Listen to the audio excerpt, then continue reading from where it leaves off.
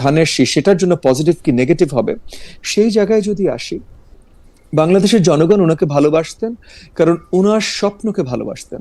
উনি বাংলাদেশের জন্য যে স্বপ্ন দেখেছেন, উনি বাংলাদেশের গণতন্ত্রের জন্য, জাতির জন্য যে ত্যাগ স্বীকার করেছেন, সেগুলোর জন্য ওনাকে ভালোবাসতেন, এমনি এমনি ভালোবাসতেন না। সো ওই যে ওই স্বপ্ন, ওই ত্যাগ স্বীকারের মাধ্যমে যে স্বপ্নটা বাংলাদেশকে পৌঁছাতে চেয়েছিলেন, সেই স্বপ্নটা বাস্তবায়নের উপায় হলো উনার উত্তরসূরি বা উনার পথ প্রদর্শনে যিনি এখন উনার দলের নেতৃত্ব দিচ্ছেন, জনাব তারেক রহমান, সেই তারেক রহমানকে তার হাত শক্তিশালী করে তাকে সরকার পরিচালনার দায়িত্বে নিয়ে আসা। সেই জায়গা থেকে আমি মনে করি যে বাংলাদেশের জনগণ যেইভাবে, মানে বেগম খালেদা জিয়া যদি নির্বাচনে দাঁড়াতেন, তার প্রতি ভালোবাসার মাধ্যমে যেভাবে ধানের শীষের জন্য ভোট দিয়ে জয়যুক্ত করতে চেষ্টা করতেন, একইভাবে একই ভালোবাসা, একই মায়া দিয়ে উনার ভালোবাসাটাই প্রতিফলিত হবে, ম্যানিফেস্টেশন হবে মানে ওনার দলের, ওনার মার্কার প্রতি। মানে জনাব হাজ্জাজ, আপনি মনে করতেছেন যদি কোনো প্রভাব পড়ে তাহলে এটা ইতিবাচক প্রভাবই পড়বে, যেটাকে আমরা সিম্পেথি বলি, বা তার আদর্শকে এগিয়ে নিয়ে যাওয়ার জন্য কোনো নেতিবাচক প্রভাব, যে উনি নাই তো বিএনপি নাই, ওই রকম প্রভাব পড়বে না, এটা এই ধরনের কোনো কিছু করার কোনো কারণ আমি দেখছি না। ওকে, আপনাকে ধন্যবাদ। আমি একটু মাওলানা মুসা বিন ইজাহারের কাছে একই প্রশ্ন নিয়ে যেতে চাই, তবে আমাদের একজন দর্শক, তিনি তার নামটি ভালো করে বলছেন না, মানে আমি পড়তে পারতেছি না, TV-XTNIV, উনি বলছেন, আই হেট ইউ কে Mohiuddin, you didn't have say about Osman Hadi. আমার কাছে মনে হয় যে ভাই, আমরা আগের অনুষ্ঠানগুলি যদি আপনি দেখেন তাহলে আপনি দেখবেন যে আমরা ওসমান হাদি, যিনি আসলে মৃত্যুবরণ করেছেন, খুব মানে নৃশংসভাবে তাকে হত্যা করা হয়েছে, তার সম্পর্কে আমরা অনেক কথা বলেছি। হাওয়েভার, আমরা যারা মাওলানা মুসা বিন ইজহার কাছে জানতে চাই যে বেগম খালেদা জিয়ার মৃত্যুতে ভোটের রাজনীতিতে কোনো প্রভাব পড়বে বলে আপনি মনে করেন কিনা, ইতিবাচক বা নেতিবাচক? মাওলানা ইজহার। জি, খালেদ মহিউদ্দিন ভাই, আপনাকে আমি বিশেষভাবে অভিনন্দন জানাচ্ছি, শুভেচ্ছা জানাচ্ছি, এবং আপনার মাধ্যমে আপনার এই ঠিকানার দর্শকদেরকে আমি শুভেচ্ছা জানাচ্ছি।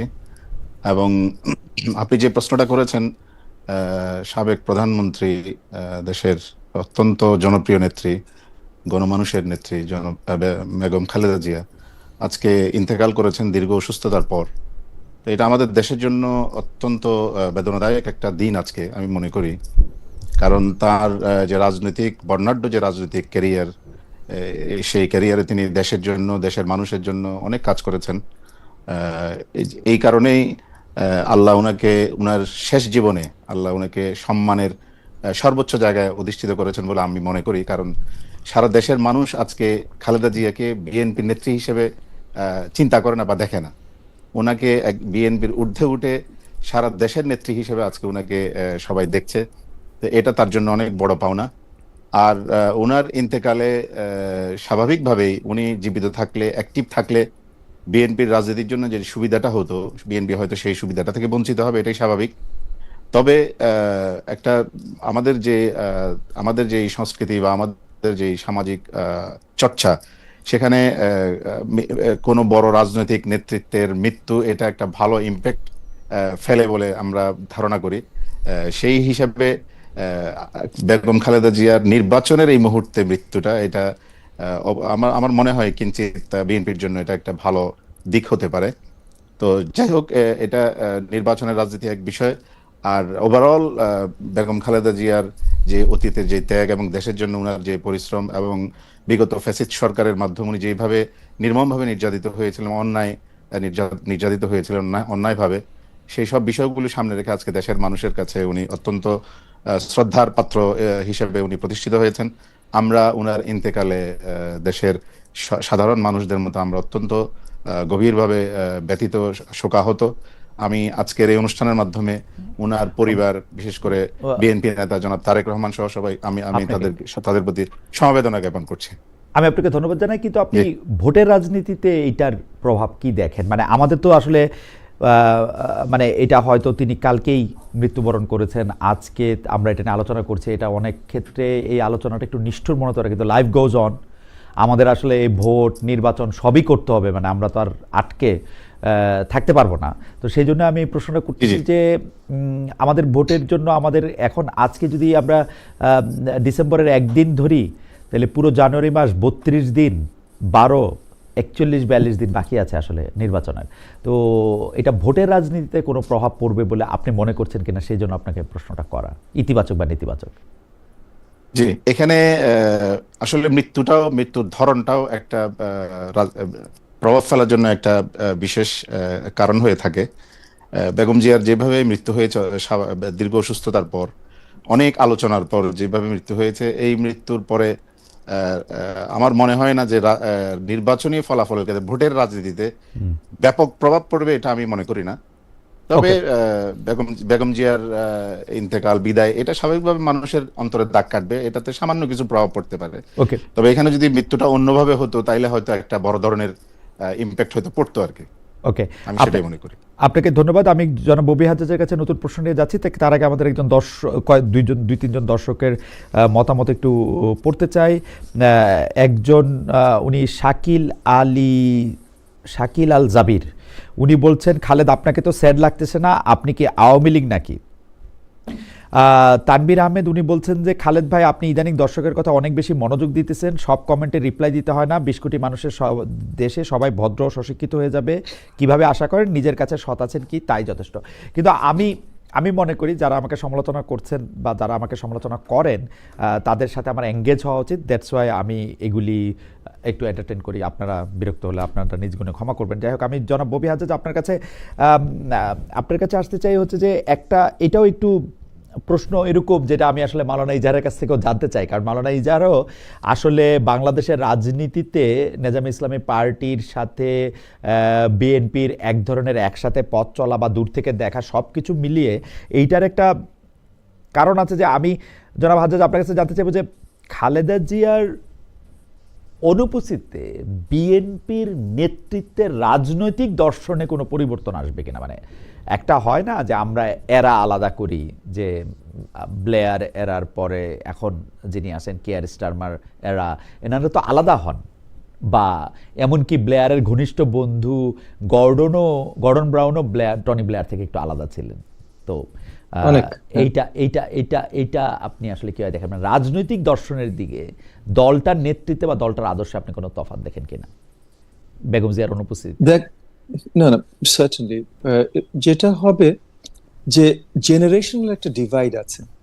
বেগম খালেদা জিয়া যে জেনারেশনের, এবং ওনার পাশে যারা দাঁড়িয়েছে, মানে ওনার যে স্ট্যান্ডিং কমিটি ছিল বিএনপির, আমরা যদি বিএনপি একটা পার্টি হিসেবে ডাইসেক্ট করি, ওনার যে স্ট্যান্ডিং কমিটি ছিল বিএনপির, এটার সাথে একটা জেনারেশনাল ডিভাইড আছে জনাব তারেক রহমানের। এবং যদিও স্ট্যান্ডিং কমিটিতে অনেক সিমিলার ফেসেস, বা তখনও সিনিয়র নেতা ছিল, এরকম অনেক ফেসেস আছেন, বাট তারাও অনেক বয়োজ্যেষ্ঠ। সো সামনের রাজনীতি আমি ধরেই নিচ্ছি, আমি জানি না, তবে আমি ধরে নিচ্ছি, আন্দাজ করে নিচ্ছি, অনুমান করে নিচ্ছি যে অনেক ভিন্ন হবে। Having said that, core ideological যে পজিশনস, বিএনপির কোর আইডিওলজিক্যাল পজিশনস কিন্তু তৈরি হয়েছিল শহীদ প্রেসিডেন্ট জিয়াউর রহমানের ওখান থেকে। বাংলাদেশে জাতীয়তাবাদ, মধ্যম পন্থা, ফরেন পলিসি, মানে economic policy, foreign policy, political ideology, এই সব কিছু কিন্তু বেগম খালেদা জিয়ার উনার পুরো টেনিউরে উনি কখনো অরিজিন অফ বিএনপি, মানে শহীদ প্রেসিডেন্ট জিয়াউর রহমান যেটা এস্টাবলিশ করে গেছিলেন, ওই আইডিওলজি থেকে উনি কখনো কোনো ভিন্ন মাত্রায় যাননি। হ্যাঁ, সময়ের সাথে পলিটিক্যাল স্ট্র্যাটেজি, সময়ের সাথে নেতৃত্ব ধারণ, জনগণ কি পছন্দ করে, কি চায়, এগুলোর বদল এসেছে।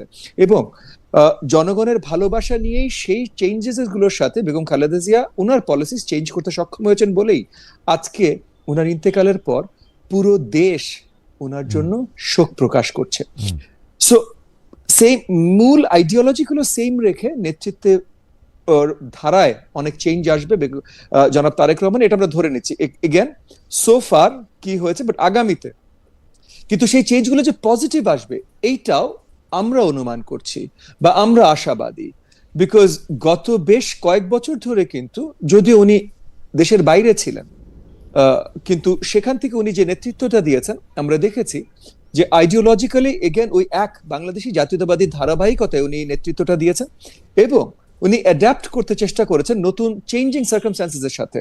আজকের জেনজি কিভাবে তারা উৎসাহিত হয়, কোন জিনিসগুলো তারা চায়, নতুন ভোটাররা কিভাবে চিন্তা করে, বাংলাদেশের আজকের প্রেক্ষাপটে কি কি প্রয়োজন, পলিসিগত কি প্রয়োজন, এগুলো নিয়ে জনাব তারেক রহমান আজকের দিনের হিসাবে সোচ্চার।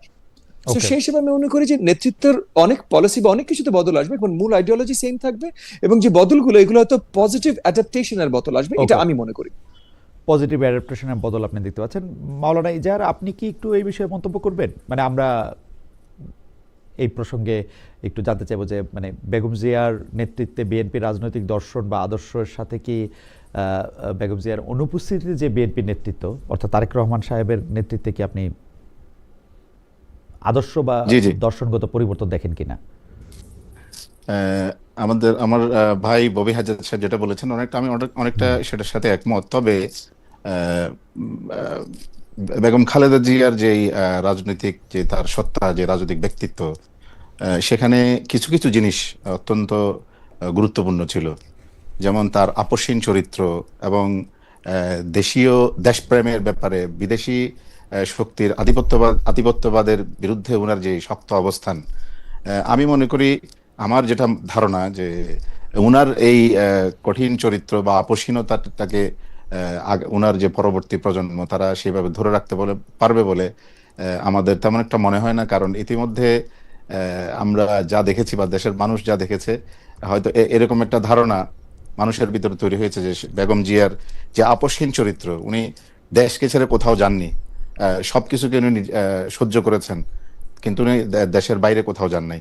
তো এই এই যে উনার যে আপসহীন চরিত্র এবং বিদেশি শক্তির ব্যাপারে উনার যে কঠোর অবস্থান, আমরা ইতিপূর্বে উনার যে বিগত দিনে যে বিরোধী দলের নেত্রী হিসেবে যে আন্দোলনগুলি আমরা দেখেছি, বিশেষ করে বিভিন্ন সময়ে 91 96 পর্যন্ত যে 96 থেকে 2000 পর্যন্ত যে আওয়ামী লীগের যে টেনিওর ছিল, সেই সময় ওনার যে অবস্থান ছিল, এবং পরবর্তীতে 2005-এর পরে এই সময়গুলিতে ওনার যে চরিত্র আমরা দেখেছি, সেই চরিত্রের মধ্যে দেশপ্রেমের এবং বিদেশি শক্তির কাছে মাথা নত না করা এইসব বিষয়গুলোতে আমাদের মনে হয় যে হয়তো বিএনপির আগামী দিনের নেতৃত্ব হয়তো সেই বিষয় ধরে রাখতে পারবে না। বাকি কি হবে না হবে সেটা তো ভবিষ্যৎ বলবে, আমরা হয়তো একটু ধারণা করতে পারি, এই আর কি। আপনাকে ধন্যবাদ। কিন্তু এইবারের প্রশ্নটি আসলে আপনাকে দিয়েই শুরু করতে চাই, মাওলানা মুসামিন এজাহার। আমাদের একজন দর্শক একটা প্রশ্ন করেছেন, এটা আমি একটু জবাব দিয়ে রাখি যে আপনি অন গ্রাউন্ড নির্বাচনের সময় বাংলাদেশে থাকবেন কিনা? জি ভাই, থাকবো। মানে আমার ফেব্রুয়ারি 2 বা 3 তারিখে বাংলাদেশে যাওয়ার ইচ্ছা আছে। নির্বাচন 12 তারিখে হলে তার আগের 10 দিন এবং নির্বাচনের পরে অন্তত 2-3 দিন আমি আসলে বাংলাদেশ থেকেই আপনাদের যা দেখছি তা দেখাতে চেষ্টা করব বা কিছু গুরুত্বপূর্ণ সাক্ষাৎকার নিতে চেষ্টা করবো। আমি মাওলানা মুসাবিন ইজাহার, আপনার কাছ থেকে একটু জানতে চাইবো যে একটা কথা প্রায় শুনি যে নির্বাচনী জোট আসলে আদর্শিক ঐক্যমত না। আমি এই ব্যাপারটা ঠিক বুঝতে পারি না, কোন জায়গায় বুঝতে পারি না সেটা আমি আপনাকে বলি। একটা জোট, তার তো নির্বাচনে গেলে সেই দলগুলির যদি আদর্শিক ঐক্যমত না হয়, তারা যে নির্বাচনী ইশতেহার বা নির্বাচনের যে অঙ্গীকারনামাগুলি করবে, এইটা তো আরেক জোটবদ্ধ তার জোট সঙ্গীর সাথে এটা সাংঘর্ষিক হইতে পারবে না। তাহলে আদর্শিক জোট না হয়ে কি একটা নির্বাচনী জোট হওয়া সম্ভব? অর্থাৎ ধরেন আপনারা জামাতে ইসলামের জোটে আছেন, আপনাদের আদর্শের সাথে যদি জামাতে ইসলামীর পার্থক্য থাকে, তাইলে কি আসলে নির্বাচনী জোট করা সম্ভব? যেটা আপনার কথা আংশিক ঠিক আছে। হ্যাঁ, মৌলিক যে আদর্শ, সেই আদর্শিক মানে নৈকট্যের কারণেই একটা জোট তৈরি হয়। ওকে। কিন্তু আদর্শ যে নির্বাচনী সমঝোতার যে জোট, সেই জোটটা পুরোপুরি আদর্শিক জোট হয় না। এই কারণে যে প্রত্যেক দলের আলাদা আলাদা মাওলানা আইডিওলজি ইজাহার, আছে, আমি প্রত্যেক আপনাকে দলের আলাদা মাওলানা আলাদা ইজাহার আদর্শ। আমি একটু জি। আপনাকে থামাই। মৌলিক আদর্শ আসলে কোনটা? মানে কোনটা মৌলিক আদর্শ, কোনটা যৌগিক আদর্শ, বা কোনটা মৌলিকের বিপরীত শব্দ কি? ববি আমাকে একটু সাহায্য করেন পরে। মানে একটা হচ্ছে মৌলিক আদর্শ বা ফান্ডামেন্টাল আইডিয়াল, জি। আরেকটা আইডিয়ালিজম, আরেকটা মানে মানে কোনটা মৌলিক কোনটা মৌলিক না। মানে জামাত ইসলামের সাথে আপনারা কোন মৌলিক আদর্শে একমত এবং কোন মৌলিক বা ছাড়া বাদে অমৌলিক যৌগিক কম্পাউন্ড আদর্শে আপনারা ভিন্ন মত? জামাত ইসলামী ইসলামী আদর্শের রাজনীতি করে। মৌলিকভাবে ইসলামের যে বিষয়গুলো আছে সেগুলির সাথে তাদের এবং আমাদের মধ্যে কোনো রকমের পার্থক্য নাই। ওকে। তবে কিছু বিষয় আছে যেগুলি আকীদাগত কিছু বিষয়, বিতর্কের কিছু বিষয় আছে, সেই বিষয়গুলিতে হয়তো তাদের সাথে আমাদের সাথে ভিন্ন মত আছে। ওইসব বিষয়গুলিতে আমরা আমাদের অবস্থানে আছি, আমরা আমাদের যে চিন্তা চেতনা আমাদের যারা পূর্বপুরুষরা ছিলেন, আমাদের বড় বড় ওলামায়ে কেরাম ছিলেন, তারা যে চিন্তা লালন করতেন, আমরাও সেই চিন্তা লালন করি। জামাতের সাথে সেই দিক থেকে আমাদের সাথে দূরত্ব আছে। তো সেই ক্ষেত্রে আমি সেই কথাই বলেছি, মৌলিক আদর্শ বলতে ইসলামের যে মৌলিক বিষয়গুলো আছে সেই বিষয়ের ক্ষেত্রে আমরা আমরা কাছাকাছি আছি, নিকটেই আছি।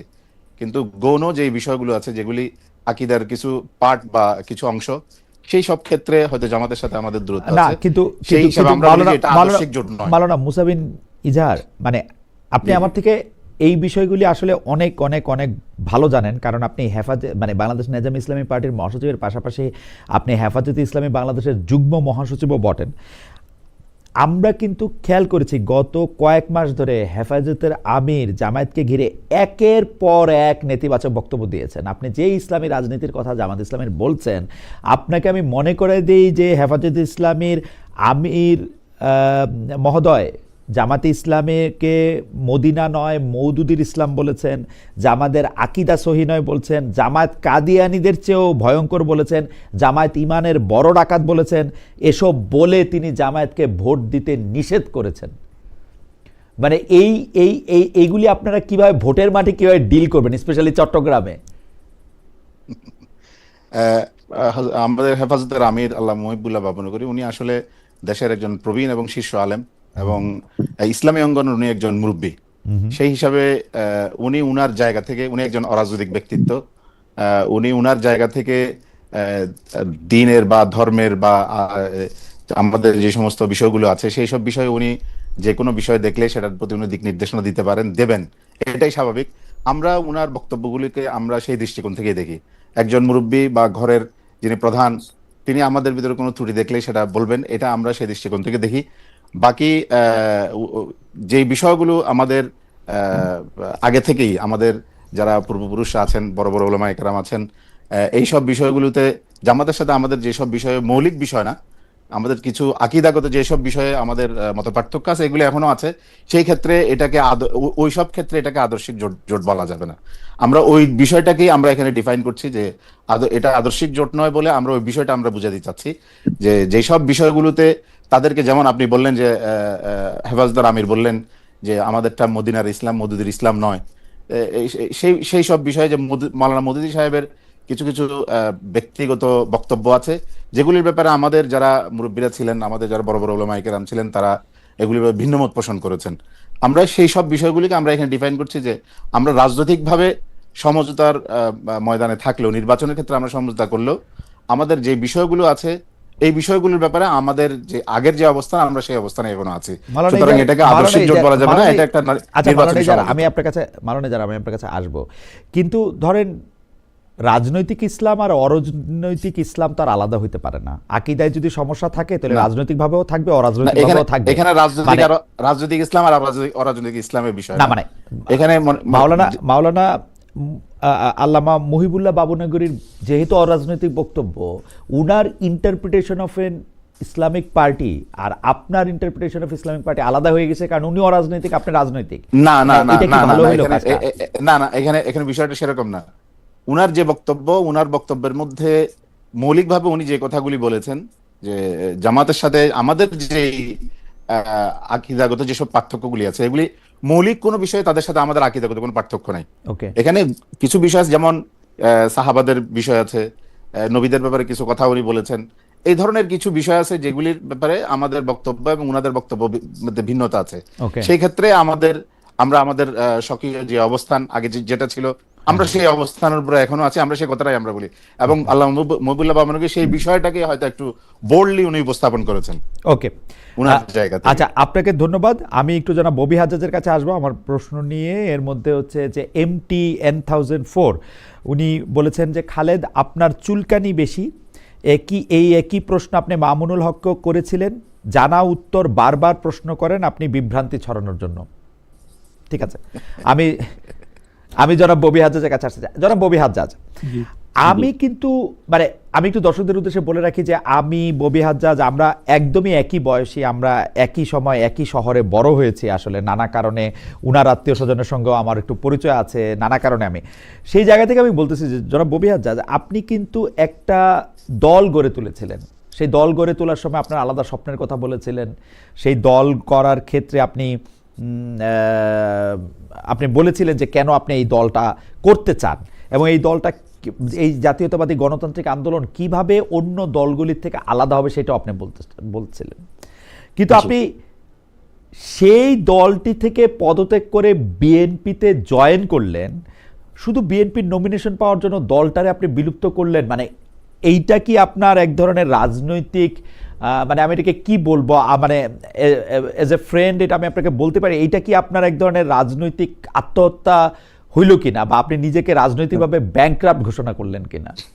আচ্ছা, প্রথমত আমি একটু পরিষ্কার করি, আমার বন্ধু প্রতিম এবং ভাই খালেদ মহিউদ্দিন একটু একটু আপনার ইনফরমেশন একটু ভুল আছে। প্রথমত দল বিলুপ্ত হয়নি, দল দলের জায়গায় আছে কৌশলগত কারণে, এবং এটা বারংবার মানে সকল ইন্টারভিউতে সব জায়গায় আমি পরিষ্কার করেছি। কৌশলগত কারণে নির্বাচনের জন্য আমরা ধানের শীষ মার্কায় যেন নির্বাচন করতে পারি, তার জন্য আমি সাময়িক দল থেকে পদত্যাগ করে আপনার মানে লিগ্যাল যে হ্যাসেল গুলো আছে, লিগ্যাল যে টেকনিক্যালিটি গুলো আছে ধানের শীষ পাবার, সেই টেকনিক্যালিটি গুলো ফলো করে ধানের শীষ মার্কা নিয়ে নির্বাচন করতে যাচ্ছি। এবং এটা এগেন আমি বারংবার পরিষ্কার করেছি।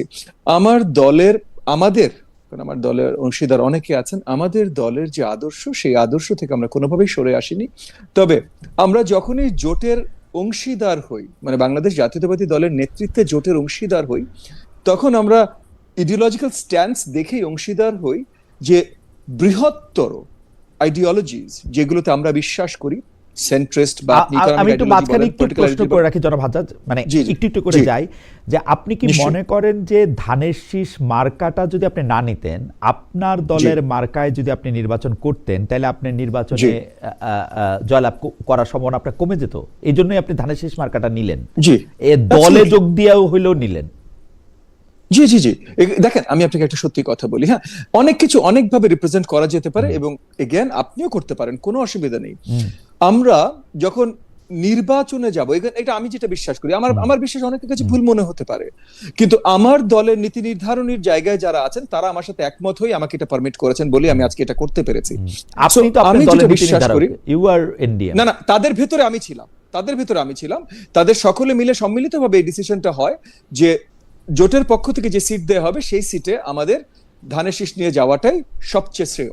সো ওই ডিসিশনের মাধ্যমেই কিন্তু আমি দলের থেকে পদত্যাগ করে বিএনপি জয়েন করেছি সাময়িকভাবে এই নির্বাচনের জন্য, এবং এটা স্ট্র্যাটেজিক। আবার পরিষ্কার করি যে নির্বাচন আমরা স্পেশালি দেখেন, নির্বাচন হওয়া উচিত জনসেবার কম্পিটিশন, কিন্তু তৃতীয় বিশ্বে এটা হয়ে ওঠে ক্ষমতার কম্পিটিশন, এবং একদম ক্ষমতার মানে লোয়েস্ট কমন ডিনোমিনেটর ক্ষমতার কম্পিটিশন। এই ক্ষমতার কম্পিটিশনের আরেকটা নাম হলো যুদ্ধ। All's fair in love and war. আপনি যদি যুদ্ধে চলে গেছেন, তখন ওই যুদ্ধে বিজয় লাভ করেন, আপনি সঠিক বিশ্বাস নিয়ে যুদ্ধে যেতে হবে, এবং যুদ্ধে যে আপনি অন্যায় কিছু করবেন যেটাও ঠিক না, বাট ন্যায়ের মধ্যে থেকে যা কিছু করা সম্ভব যুদ্ধে জিতবার এটা আপনার দায়িত্ব। মানে আমি কোন জায়গা থেকে বলছি জনাব হাজ্জাজ, আমি কোন জায়গা থেকে বলছি আমি বলি, আপনার কাছে যেটা ন্যায় মনে হইতেছে, আমার কাছে এটা ভয়ঙ্করতম অন্যায় মনে হইতেছে। কেন আমার কাছে অন্যায় মনে হইতেছে? কারণ এই যে মার্কা কেমন এই আদর্শের ক্ষেত্র, আমি খুব মানে বিএনপির আদর্শের সঙ্গে আপনার আদর্শ, বা যে আদর্শের কথা আপনি আপনার ছাত্রদের বলেছেন, ছাত্রছাত্রীদের বলেন, যে আদর্শের কথা বলে আপনি আরেকটা দল করলেন, সেই আদর্শের সঙ্গে বিএনপির মিল, আপনি একটা শব্দ যেটা আমি যুদ্ধে নামছি সেজন্য আমাকে এটা করতে হবে, আমি ন্যায়ের পক্ষে আছি, এটা একটু বেশি হইল কিনা জনাব হাজ্জাজ? না, আচ্ছা খালেদ, কয়েকটা জিনিস আপনাকে আমি পরিষ্কার করি। প্রথমত, আমি ছাত্রছাত্রীদের যখন পড়াই, আমার পলিটিক্যাল আইডিওলজি নিয়ে আমি তাদের সাথে কথা বলি না। আমি রাষ্ট্রবিজ্ঞানও যখন পড়াই, তখন রাষ্ট্রবিজ্ঞানে আইডিওলজি মানে কি, কোন আইডিওলজিটার মানে কি, এগুলো বলি আমার দলের জন্য, যেন মানে কেউ আমার ক্লাসরুমে এসে প্রভাবিত না হয় আমার সাথে রাজনীতি করবার, সেটার আমার সবসময় একটা প্রচেষ্টা থাকে। কারণ ক্লাসরুম একটা আনবায়াসড একটা ইনস্টিটিউশনাল একটা জায়গা, সেখানে যখন আমি ঢুকি তখন আমি শিক্ষক হিসেবে ঢুকি, তখন আমি রাজনৈতিক কর্মী হিসেবে ঢুকি না। আমার দলের আইডিওলজি নিয়ে আমি কখনো ক্লাসরুমে কথা বলি না, এটা আগে পরিষ্কার করে নিলাম। কারণ আপনার শ্রোতাদের ভিতরে অনেক ভুলভ্রান্তি থাকতে পারে যে আমি ক্লাসরুমে হাজার হাজার ছাত্রছাত্রীদের সাথে বসি, তাদেরকে আমি কনভার্ট করতে চাই, কারণ অনেকে আছেন ভাই বাংলাদেশে যারা আছে। ক্লাসরুমে ঢুকে বা লেকচার দিয়ে কনভার্ট করতে চেষ্টা করে, ঠিক আমি আছে। অ্যাক্টিভলি চেষ্টা করি সেটা যেন না হয়। ঠিক তো এটা আছে। পরিষ্কার করলাম আগে। এবার আসেন যে জিনিস আমি বলছিলাম যে বড় দাগে আইডিওলজি, কারণ ছোট ছোট দাগে সব আইডিওলজি যদি সেম হতো তাহলে আমার আলাদা রাজনৈতিক দল সৃষ্টি করার কোনো প্রয়োজন পড়তো না। কিন্তু বড় দাগে, মানে আমি বলছি বেসিক ইকোনমিক পলিসি যে আমরা সেন্ট্রিস্ট, আইডিওলজিক্যাল মানে পলিটিক্যাল আইডিওলজি যে আমরা সেন্ট্রিস্ট, এগুলোতে বিএনপির সাথে আমাদের অনেক মিল আছে, বাংলাদেশি জাতীয়তাবাদ অনেক মিল আছে, হুবহু সেম না ভাই, অনেক মিল আছে। আচ্ছা, তো অনেক মিল আছে বলে আমরা জোটে গেছি। জোট এইটা হলো সব আইডিওলজিক্যাল ডিসিশন, যে দেশের জন্য কি ভালো, জোটের জন্য কি ভালো, কাদের সাথে আমরা আইডিওলজিক্যালি যেতে পারি, কাদের সাথে কাজ করে আমরা মনে করি দেশের ভালো নিয়ে আসতে পারবো, এগুলো সব পলিটিক্যাল আইডিওলজিক্যাল ডিসিশন। এই সব ডিসিশন হয়ে গেছে। এরপরে সেই নির্বাচনেও আমরা চেয়েছিলাম আমরা ওই যে জোটের মার্কা নিয়ে নির্বাচন করব। হঠাৎ করে নিশিরাতে সরকার, এবং আমরা মনে করি সরকার প্রভাবিত হয়ে, কার দ্বারা প্রভাবিত এটা নিয়ে আর লম্বা আলোচনা করলাম না, সরকার প্রভাবিত হয়ে নিশিরাতে হঠাৎ করে আরপিও চেঞ্জ করে দিলেন, আমাদেরকে সময়ও দিলেন। আমরা যখন প্ল্যানই করেছিলাম যে আমরা জোটের মার্কা নিয়ে জোটের রাজনীতিতে যাব, তখন হঠাৎ করে লাস্ট মোমেন্টে যখন এই কাজটা করলেন, আমরা দুটো জিনিস পরিষ্কারভাবে খেয়াল করলাম। একটা হলো যে আমাদের মার্কার পরিচিতি সঠিকভাবে হয় নাই। যেহেতু সঠিকভাবে হয় নাই, তাহলে যেই মার্কার সবচেয়ে বেশি পরিচিতি আছে, যুদ্ধে জয় লাভ করবার জন্য ইনশিওর করতে হবে তাহলে আমরা সেই মার্কায় যেন যেতে পারি। আরেকটা জিনিস হলো দ্বিতীয় কক্ষ, উচ্চ কক্ষ তৈরি হচ্ছে, রেফারেন্ডাম হচ্ছে, তারপর উচ্চ কক্ষ, যদি হ্যাঁ ভোট জয়যুক্ত হয় উচ্চ কক্ষ হবে। উচ্চ কক্ষে কোন মার্কায় কত ভোট আছে সেটার ভিত্তিতে আনুপাতিক হারে সিট ডিভিশন হবে।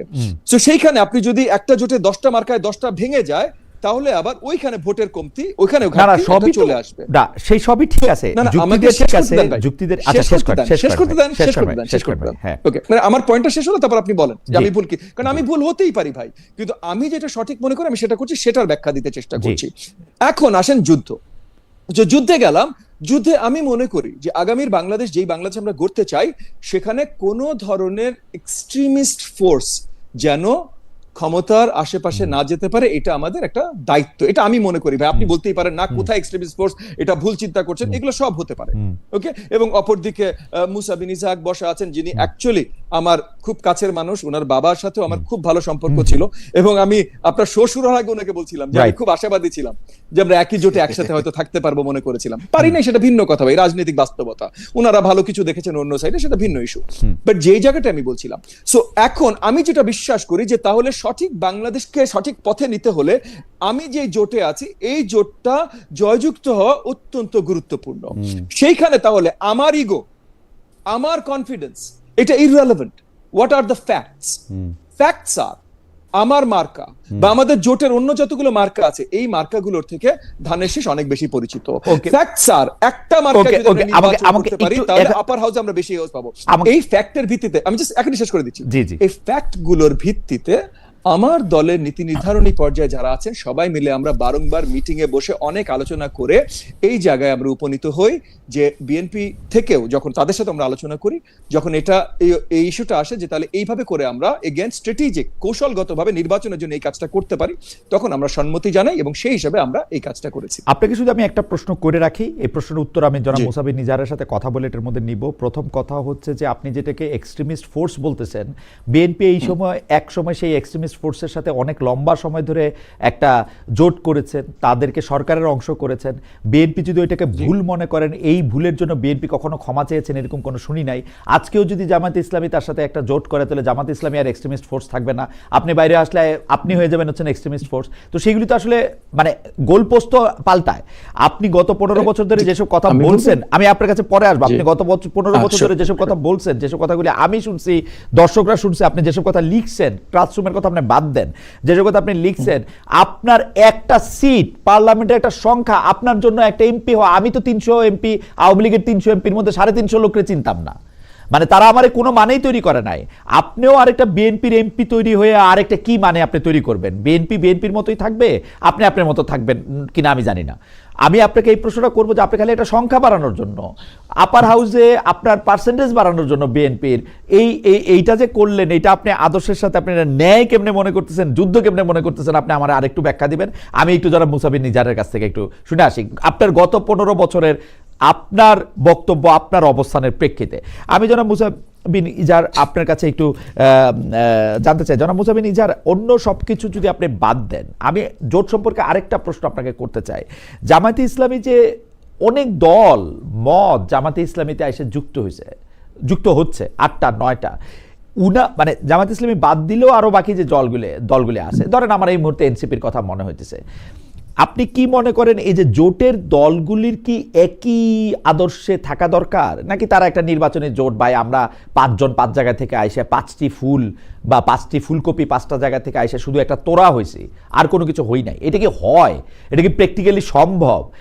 মানে আমাকে যদি আপনি একটু পরিষ্কার করেন, যেমন ধরেন জামাতে ইসলামীটা আপনি পরিষ্কার করছেন, আপনি বলছেন ইমান আর আকিদার কিছু কিছু জিনিস ছাড়া, মুরব্বীদের কিছু কিছু পয়েন্ট তোলা ছাড়া বাকিগুলি আপনাদের সঙ্গে ঠিক আছে, মানলাম। আরও তো 7-8টা দল আছে, সেই 7-8টা দলের সঙ্গে কি আপনার you are okay with all those দল? না, এখানে আমরা তো, আপনি তো শুরুতেই বলেছেন যে বিষয়টা, যে এটা তো আসলে আদর্শিক কোনো ঐক্য না, শুধু একটা রাজনৈতিক না, আমি প্রশ্ন একটা তুলছি আদর্শিক নির্বাচনী ঐক্য ছাড়া সমঝোতা। নির্বাচনী জোট হওয়া সম্ভব কিনা? হ্যাঁ, অবশ্যই সম্ভব, সম্ভব না কেন? এখানে আসলে কয়েকটা বিষয় আছে যে যে যে বিষয়গুলো নিয়ে আসলে এই জোটটা বা এই জোটে যারা আসছেন, তারা আসছেন সেটা হলো যে যারা দেশপ্রেমিক শক্তি এবং জুলাই বিপ্লব, যে যে জুলাই বিপ্লব হয়েছে সেই জুলাই বিপ্লবের স্পিরিটকে যারা ধারণ করে, অর্থাৎ নতুন একটা বাংলাদেশ নির্মাণে যে একটা কার্যকর সংস্কারের মাধ্যমে একটা নতুন বাংলাদেশ যারা দেখতে চায়, এই ধরনের চিন্তা চেতনা যারা লালন করে, এই জোটগুলিতে সেই দলগুলিকে স্বাগত জানানো হয়েছে। এই বিষয়টা তাহলে বিএনপিকে স্বাগত জানালেন না কেন? বিএনপির আপনারা জুলাই জোট মনে করেন না? বিএনপি বা গণ অধিকার পরিষদ বা ধরেন জনাব জোনায়েদ সাকিদের দল, তাদেরকে মনে করেন না আপনারা এরকম? না, আমরা অবশ্যই মনে করি সেটা তাদের বিষয়, তারা কেন বিএনপির সাথে গেছে, বা আমরা তো সবাইকেই আহ্বান করেছি, যারা এই এই এই পয়েন্টে যারা একমত তারা সবাই আসতে পারে এখানে। এই এই এই এই এই পয়েন্টের বাইরে যারা আছেন আমরা তাদেরকে স্বাগত জানাই নাই। বাকি যারা এর ভিতরে আমাদের সাথে এসেছেন আমরা তাদের সাথে কথা বলেছি, ওনারা ওদিকে কমফোর্ট ফিল করেছেন, তাদের সাথে গিয়েছেন, এটাই স্বাভাবিক। তো আপনি কি মনে করেন যে যারা আপনাদের জোটের মধ্যে আছে তারা এই যে যেটাকে আপনি আদর্শিক জোট বলতেছেন, সেই আদর্শিক জোটের আদর্শের সাথে মোটামুটিভাবে একমত? এই আদর্শগুলি আসলে কি? মানে ধরেন আপনাদের জোট যখন সরকার পরিচালনা করবে, তখন যদি সরকার পরিচালনা করতে পারে, আমি আসলে বিরোধী দলে থাকলেও তাকে সরকার পরিচালনার একটা বড় অংশ বলে মনে করি। তো আপনারা যেভাবে একটা রাষ্ট্র পরিচালনা করতে চান, আপনাদের জোট সঙ্গীরাও সবাইকে একইভাবে রাষ্ট্র পরিচালনা করতে চান? আমি একটা কথা যেটা আপনি শুরুতে বলেছেন যে আপনি বলছেন সেটা আদর্শিক জোট, আমরা সেটাকে আদর্শিক জোট বলছি না, এটা শুধু নির্বাচনী সমঝোতা। এটা যেটা হয়েছে যে সেটা হচ্ছে নির্বাচনী সমঝোতা, শুধু এটাকে আমরা আদর্শিক জোট বলছি না। বাকি আমরা এখনই যে আমরা যেহেতু ইসলামী রাজনীতি করি, আমরা এখনই ক্ষমতায় গেলে যে ইসলাম প্রতিষ্ঠিত করবো বা ইসলাম কায়েম করে ফেলবো সেটা আমরা বলি না। ইসলাম প্রতিষ্ঠিত করার জন্য একটু সময় নিতে হবে, অনেক বিষয় আছে, দেশের মানুষকে প্রস্তুত করতে হবে, এখানে ব্যাপক ভিত্তিক দাওয়া ভিত্তিক কাজ করতে হবে, এরপর একটা পর্যায়ে গিয়ে হয়তো ইসলাম দেশের মানুষ জনগণ রিসিভ করবে। তো আমরা সেই পর্যায়ে আপনারা কি যৌথ ইশতেহার ঘোষণা করবেন 8টি দল জোট হিসেবে? এই বিষয়টা এখনো, ইশতেহারের বিষয়টা এখনো আমাদের ডিসাইড হয় নাই, হয়তো যৌথ ইশতেহার ঘোষণা হতে পারে, যেহেতু একটা জোট হবে তাহলে একটা যৌথ ইশতেহার ঘোষণা হতে পারে, বাকি এটা এখনো চূড়ান্ত সিদ্ধান্ত হয়নি, সময় আছে এখন। কিন্তু আপনারা এইটা ঠিক করেন নাই যে আপনারা আসলে ইসলামী শরিয়া ভিত্তিক একটা রাষ্ট্র পরিচালনা করবেন, এটা আপনারা ঠিক করেন না এখনো? না, ইসলামী শরিয়ার ভিত্তিতে যে আমরা এখন ইসলামী শরিয়া কায়েম করব, আমাদের এখন যেটা মিনিমাম যেটা হচ্ছে সেটা হচ্ছে যে কোরআন সুন্নাহ বিরোধী কোনো আইন বাংলাদেশে হবে না। এই মুহূর্তে কি আছে? এই মুহূর্তে আছে কোরআন সুন্নাহ বিরোধী আইন বাংলাদেশে? কোরআন সুন্নাহ বিরোধী কোনো আইন আমরা যদি ভবিষ্যতে দেশের জনগণ এই জোটকে, এই মুহূর্তে আছে কিনা? এই মুহূর্তে থাকতে পারে, সেটা আমি এখন এখানে পরিষ্কার করতে চাই না। আমরা যদি ক্ষমতায় যাই তাহলে কোরআন সুন্নাহ বিরোধী আইন থাকলে, মাওলানা ইজাহার, কোরআন সুন্নাহ বিরোধী আইন থাকলে আপনি পরিষ্কার কেন করবেন না? মানে বাংলাদেশে 54 বছরে কোরআন সুন্নাহ বিরোধী আইন আছে কিনা আপনারা করবেন না, সেটা ঠিক আছে। কিন্তু আমি বিএনপিকেও দেখছি যে বিএনপি এই কথা বলছে যে কোরআন সুন্নাহ বিরোধী কোনো আইন হবে না। শেখ হাসিনা অন্তত 100 বার বলছে কোরআন সুন্নাহ বিরোধী, আপনাদের সাথে বসেই বলছে, মানে এই হেফাজতের ইসলামের মুরব্বীদের সাথে বসেই বলছে কিভাবে কি করতে হবে সেটা তাও ঠিক করছে। আপনারা তাকে উপাধিও দিয়েছেন কওমি জননী। কিন্তু আমরা সেটা উপাধি দেনি, এটা ব্যক্তি বিশেষ দিয়েছে। সেই ব্যক্তি বিশেষ আপনাদের শিষ্য মুরব্বীরা ছিল না? শিষ্য মুরব্বীরা ছিল না? উনি এই হেফাজতের প্রতিনিধিত্ব করে না, বা বৃহৎ উলামায়ে কেরাম প্রতিনিধিত্ব করে, এটা উনি উনার ব্যক্তিগত মতামত দিয়েছেন। এটাকে হেফাজত দমন করে না, বা এদেশের আলেম ওলামা একরাম এটা কোন দমন কবে করে না। থেকে করে না? শেখ হাসিনা চলে যাওয়ার পর থেকে, না ওই সময় থেকে জি না, আগের থেকেই করে নাই, আগে আগের থেকেই থেকেই করে করে নাই, তখন ওকে থেকেই করে নাই। জি ওকে। আচ্ছা, আপনাকে ধন্যবাদ। আমি একটু জনাব ববি হাজ্জাজের কাছে ফিরে আসি, যে ববি হাজ্জাজ, আপনি আসলে বিএনপির সংখ্যা বাড়াতে চেতেছেন, বিএনপির ভোট বাড়াতে চেতেছেন, বিএনপির মার্কা এটা বাড়াতে চেতেছেন, এটা কিরকম? আমি আপনাকে বিএনপির রাজনীতির সাথে একমত হইতে দেখি নাই, শুধুমাত্র এমপি হওয়াটা আপনার জন্য এত বেশি জরুরি কেন হইলো, বা এমপি হয়ে আপনি আসলে কি বা করতে পারবেন? জি। মানে এবার just- না না, ওয়ান্ডারফুল, Okay. একদম ঠিক কথা বলেছেন। আচ্ছা। খালেদের মধ্যে জাস্ট একটা ছোট অ্যাডিশন করে নিই। আপনি আমার কথা বলার শেষ করবার পর অনেক লম্বা প্রশ্ন আমার জন্য করে চলে গেলেন। জি, আপনাকে আমি আপনাকে বন্ধুসুলভ ভাবে আপনাকে, আপনি অনেক ভালো, তারপরও আপনি অনেক ভালো বলেন, তারপর প্রস্তুতির জন্য অনেক লম্বা একটা টাইম দিলাম। তারপর আমাকেই বলতে দেন, যে প্রস্তুতি মানে একটা আমার লম্বা জন্য time। কথা বললে আমাকে বলতে দেন। জি।